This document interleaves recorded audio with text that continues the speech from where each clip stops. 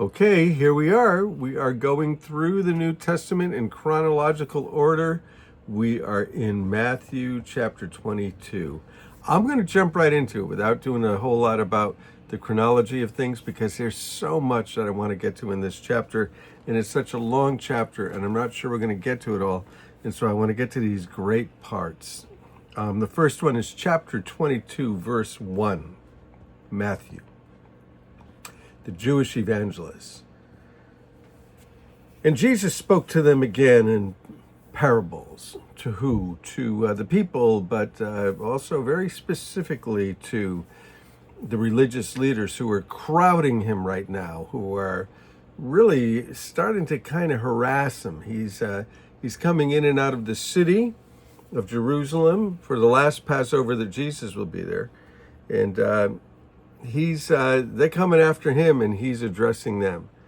And so it says the kingdom of heaven, this is what it's like. So Jesus is explaining what it's like to live in God's kingdom, what it's like to live when Jesus is your king.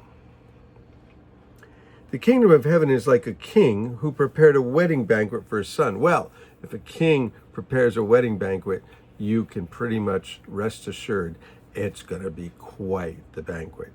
And the banquet that God is preparing for us, guaranteed it is going to be quite the banquet. He sent his servants, those who set things up, right? You know what it's like when you've been to a wedding and you see lots of people serving.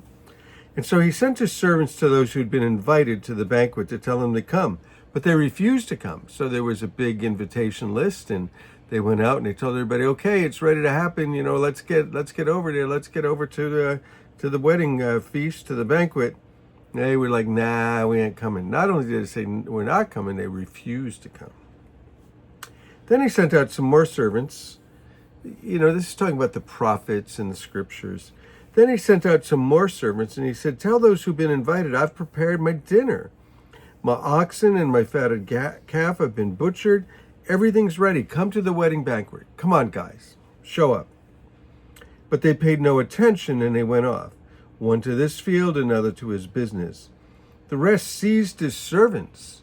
Just talking about the prophets and the ones that he had sent previously in the Old Testament scripture, right? The rest, they seized his servants. They mistreated them and killed them.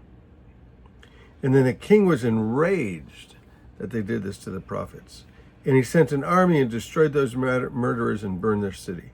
And then he said to his servants, the wedding banquet is ready, but those I invited did not deserve to come. He's talking about the religious leaders.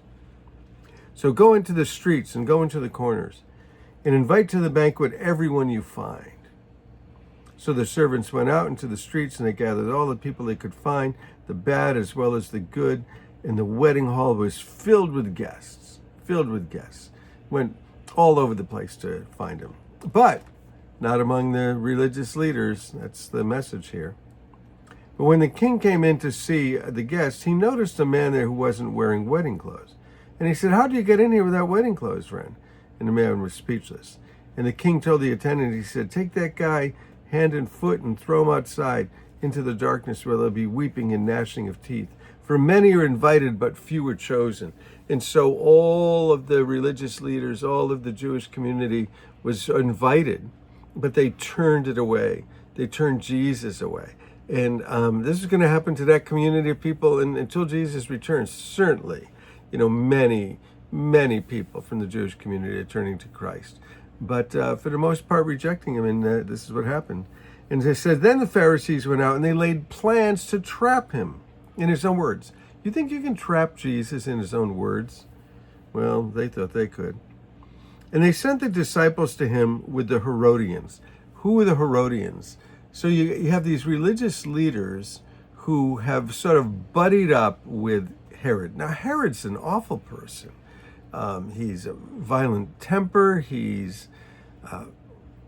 They say it was better to be his pig than to be his relatives because he was so afraid people were always trying to take his throne. Just a mean, awful man. And the religious leaders, they buddy up to him so that they can get what they want.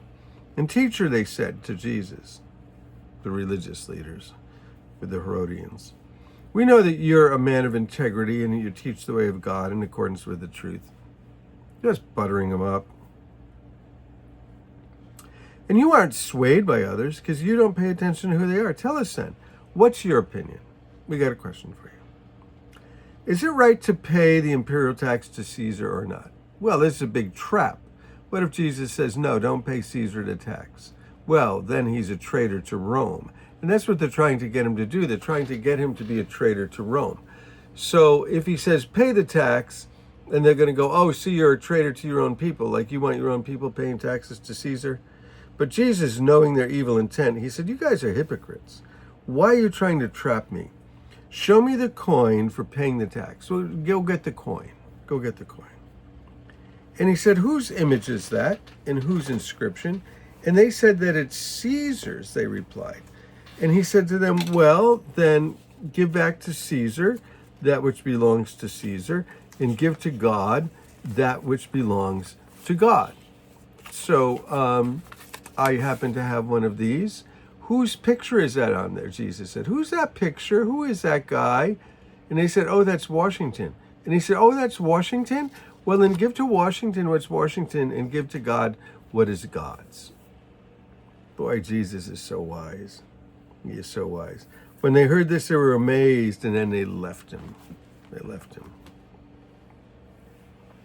Well, the same day, the Sadducees, who say there's no resurrection, they came to him with a question. And they said, Teacher, Moses told us if a man dies without having children, his brother must marry the widow and raise up the offspring.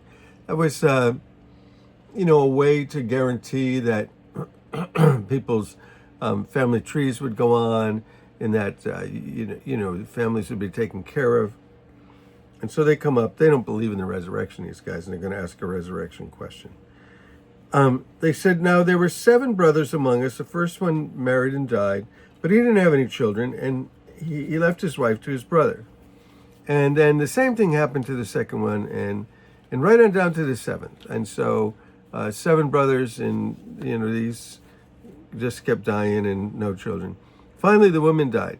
So now then at the resurrection, because she had like 7 husbands, whose wife will she be out of the 7, since they were all married to her? And Jesus said, you know what, you guys are what? Fill in the blank. Here's what he said. You're in error because you don't know the scriptures or the power of God. It's important in our life to know the scriptures, but also the power of God. Know who God is and what God can do, but also know the scriptures. And they were in error because they didn't know either one. He said at the resurrection, people will neither marry or be given in marriage. They'll be like the angels in heaven. But about the resurrection of the dead, haven't you read what God said to you in the scriptures? He said, I'm the God of Abraham, the God of Isaac, and I'm the God of Jacob. He's not the God of the dead. He's the God of the living. God of the living. When the crowd heard this, they were astonished at his teaching. Now, one more. It's actually 2 more, but I don't know if we'll get to 2. Verse 34. Hearing that Jesus had silenced the Sadducees, the Pharisees got together. They thought, well, our turn. We'll get up to bat. And we'll put this guy down. We're smarter than the Sadducees. We'll get him. So one of them, an expert in the law, they get the best guy they could get. Best guy that they could get. And they're going to try to trap him. They're going to try to make him diminish the scripture. They're going to try to get him to turn against Caesar. That didn't work. And now they're going to try to get him to turn against the scripture so that they can somehow say, listen, the guy doesn't even believe the scriptures. So one of them, an expert of the law, he tested him with this question. He said, Teacher, what's the greatest commandment in the law? Well, if he says 1, then they're going to go, well, what about the others? You don't believe the others? They're going to set him up with their own words. Jesus is smarter than this. And Jesus replied, love the Lord your God with all of your heart, all of your soul, and with all of your mind. That's the first and greatest commandment. Love the Lord with all of your heart, all of your soul, all of your mind. Your soul, your being, who you are. And the second's just like that. Love your neighbor as yourself. All the law and the prophets hang on these two commandments. Love the Lord with all of your heart, all of your soul, all of your strength, all of your mind, and love your neighbor as yourself. Love God, love your people. That's the whole law. That's the whole thing. That's all you need to do. Love God, love people. I love it. God bless you guys. Love you.